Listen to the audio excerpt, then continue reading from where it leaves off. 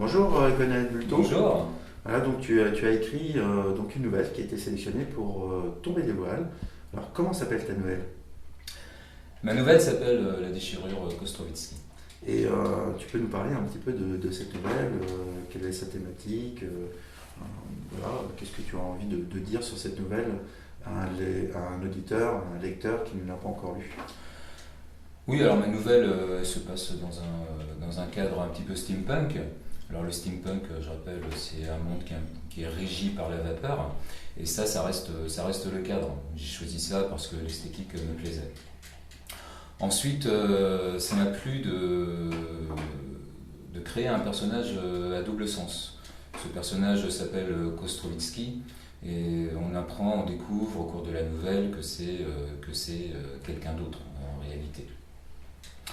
Ça se passe également pendant la Première Guerre mondiale et donc il y a tout un tas de choses qui se passent pendant cette guerre et qui correspondent à des événements réels.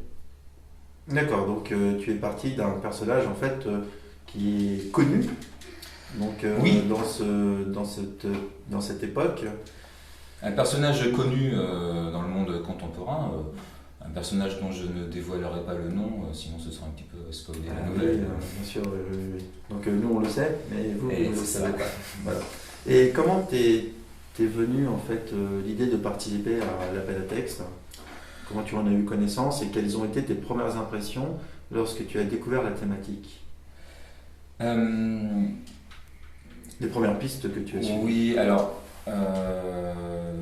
la littérature de l'imaginaire, finalement j'en écris très peu. Moi je suis plus du polar ou des nouvelles de littérature générale. Et en fait le thème de la nouvelle, Tomber les voiles, m'a interpellé.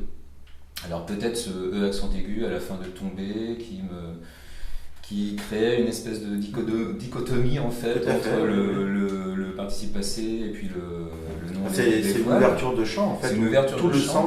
Tout le sens de chaque mot est conservé. Ça m'a fait penser en fait, je ne sais pourquoi, à ce personnage littéraire contemporain dont j'avais une image en tête et cette image se transformait et prenait des allures un petit peu steampunk dans ma tête. Donc le processus de création est assez mystérieux, mais ça m'a tout de suite permis ça a déclenché une réflexion. Ça a déclenché une réflexion et d'abord des images en fait. D'accord. D'abord des images et donc ces images, je m'en suis servi, je les ai mises sur papier. Puis comme souvent quand j'écris, le premier jet ce sont un peu des déchets, je reviens dessus et petit à petit il y a une histoire, une narration qui s'est dessinée. Oui, parce que tu écris plutôt du polar actuellement. En général, j'ai du polar, des nouvelles. Mais les écritures de nouvelles policières sont complètement différentes parce que souvent il faut connaître la fin pour parsemer des indices en fait, tout du long. Tandis que là, j'ai pas eu besoin de cette contrainte-là. D'accord. Finalement, c'est venu au fil de la bulle et ça s'est construit à mesure. D'accord. Et cette nouvelle s'est construite sur un laps de temps court, sur un laps de temps long, sur un intervalle où tu as mené une réflexion. Comment ça s'est passé? J'ai mis un mois pour l'écrire. Donc c'est pas très long, je trouve, pour une nouvelle qui est assez longue en fait. La quantité demandée était assez longue. Donc un mois, ça a été finalement un processus assez rapide. Peut-être parce que l'image était, je m'étais attaché à cette image et j'avais envie de la développer. Quelles sont tes influences littéraires habituelles? Je veux dire, tu lis quoi en général? Est-ce que tu te nourris d'autres lectures ou est-ce que tu es de ces auteurs qui s'enferment dans leur tour d'ivoire et qui n'aiment pas être influencés par ce qu'ils ont déjà lu? Alors je lis énormément. Je peux lire 2 à 3 livres par semaine. Donc dans tous les domaines, littérature générale, policier. Très peu de littérature de l'imaginaire. Bon, alors j'ai été obligé de lire Game of Thrones récemment, mais sinon sinon très peu. J'ai beaucoup lu de science-fiction quand j'étais plus jeune étudiant. Donc, et d'auteurs américains ou pas mal d'auteurs américains, plutôt Asimov. J'ai beaucoup aimé Richard Matheson aussi. Oui, je suis J'ai également beaucoup d'affection pour Solaris de Stanislas Lem. C'est une référence pour moi, que ce soit le livre, mais aussi le film de Tarkovsky. J'aime beaucoup, ça génère une angoisse extraordinaire, extrêmement bien maîtrisée. Et sinon, en littérature policière, j'aime bien les auteurs engagés comme Khalil Ferret, par exemple. Et en littérature générale, une de mes auteurs préférés, c'est Joyce Carol Oates, une américaine qui écrit 2 livres, 3 livres par an, et à chaque fois d'une qualité redoutable, où elle met en exergue les mots de l'Amérique moderne.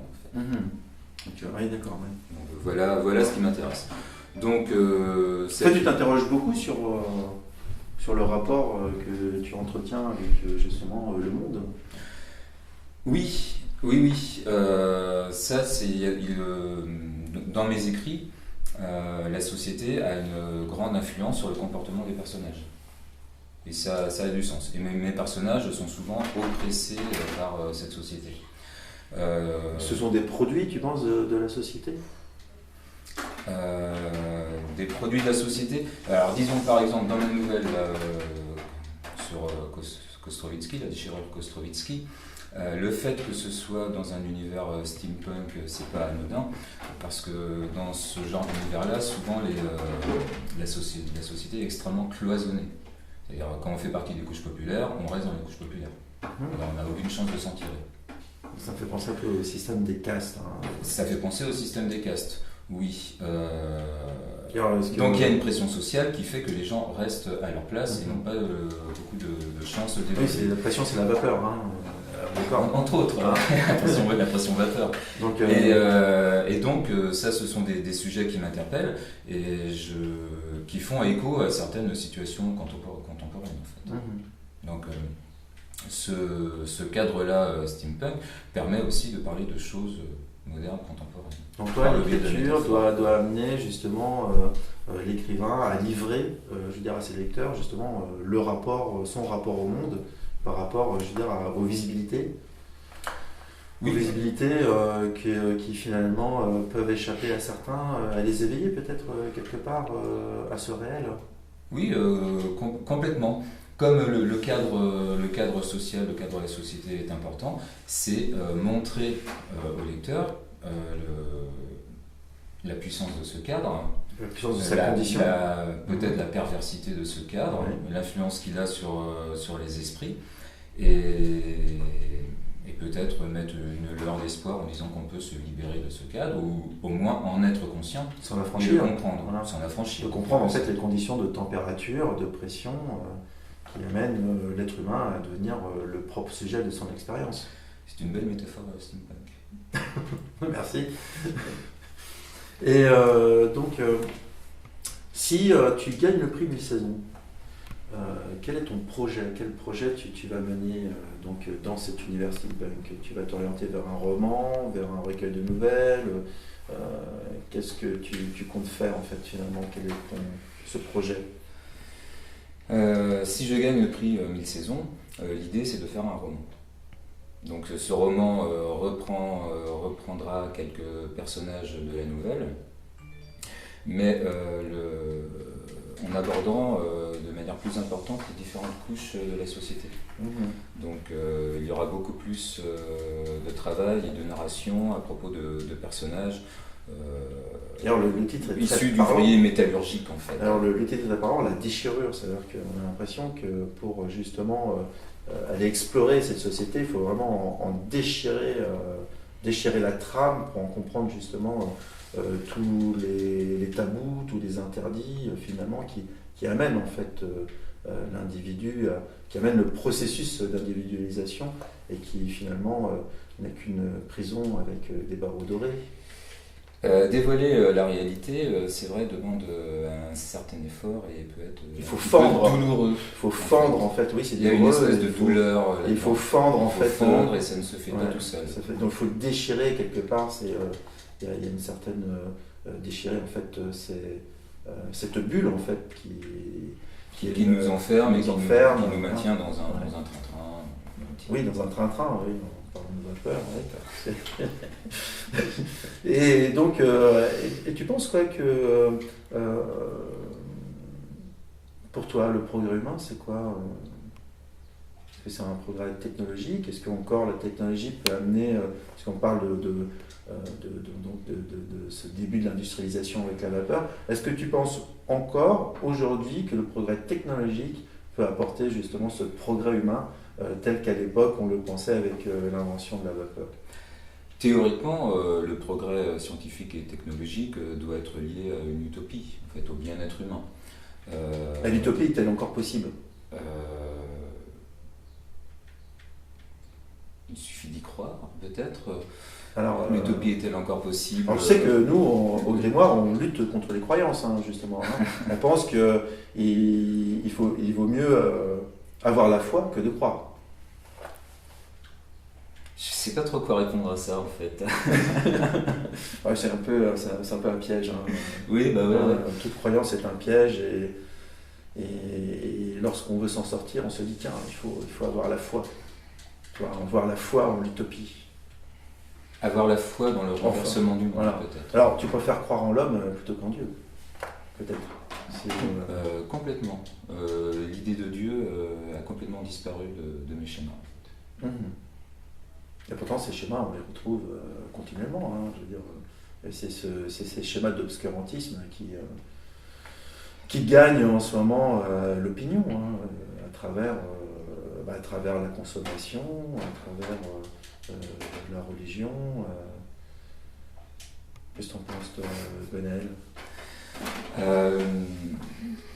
Je pense que le travail d'écrivain ou le travail d'artiste, c'est de lutter justement contre l'obscurantisme. Que ce soit l'obscurantisme religieux, que ce soit la mainmise des puissances financières sur toute la société à travers des schémas de consommation. Le rôle de l'artiste est de dire hey, stop, on attend, on est peut-être sur une mauvaise voie, au moins. Peut-être la différence justement entre le savant. Conscience. C'est peut-être justement ce que tu m'expliques, la différence entre le savant qui est au service du pouvoir et l'intellectuel ou l'artiste qui lui est toujours en résistance. Est-ce que seul l'artiste peut être en résistance? Non. N'importe qui, je pense à son niveau, peut résister. Oui, on peut tous résister, oui. Ça, tout à fait. Après, là je sais plus trop quoi dire. Mais ne le dis pas, dans ce cas-là, si tu sais plus trop quoi dire. Et toi, tu le vois comment, ce futur, cette utopie? Tu la vois comment? Quelle est ta vision? Quelles sont les images qui te viennent aujourd'hui? Alors ce futur, ma vision, elle est plutôt pessimiste. Donc j'ai l'impression d'une paupérisation croissante de la société et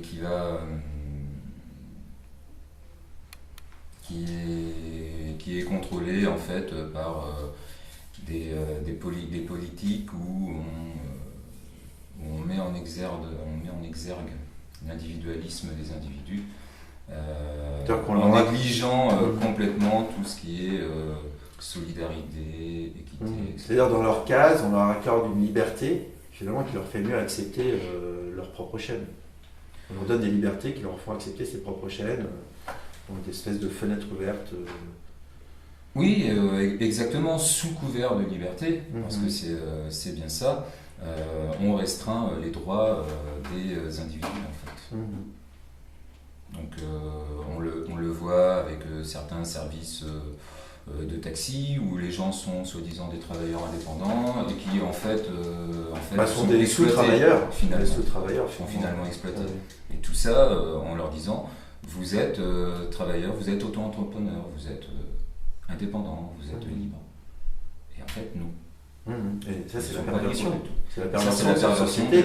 Où en fait, aujourd'hui, on explique que, ou même la solidarité est pervertie. C'est-à-dire que, à travers des processus et des réseaux qui sont mis en place, on s'aperçoit que finalement, Autrefois, lorsque quelqu'un s'arrêtait et prenait quelqu'un en stop, c'était ça la réelle solidarité. Aujourd'hui, quand tu vas sur un site internet pour réserver une place, le service devient payant. Le service devient payant. Voilà. Et c'est une population qui est dans le besoin, qui offre ces services-là. Donc en fait, on n'est plus dans la solidarité, on n'est plus dans le partage, mais on est dans le commerce. On est dans le commerce et le profit individuel. Et le profit individuel. Alors que c'est un profit qui est sous-évalué, totalement sous-évalué. Et finalement, ça ne peut durer qu'un temps. C'est un appauvrissement finalement. Un appauvrissement général, oui, de la société et du lien entre... Et du lien entre les individus. Les gens, entre les un lien des individus qui pouvaient se passer justement de cet échange financier. En fait, on les amène, sous couvert de solidarité, à retrouver un lien financier entre eux. Alors que... C'est ce que je pense en fait, et c'est ce que j'essaie de faire, venir, de faire apparaître dans mes écrits. Donc on va rappeler le titre de ta nouvelle, donc c'est La déchirure, et ça porte bien son nom, et La déchirure, Kostrovitsky. Et vous découvrez qui est Kostrovitsky à la lecture de la nouvelle. Exactement. C'est dans Tomber les voiles, votez pour Gwenaël, il le mérite, et bonne lecture.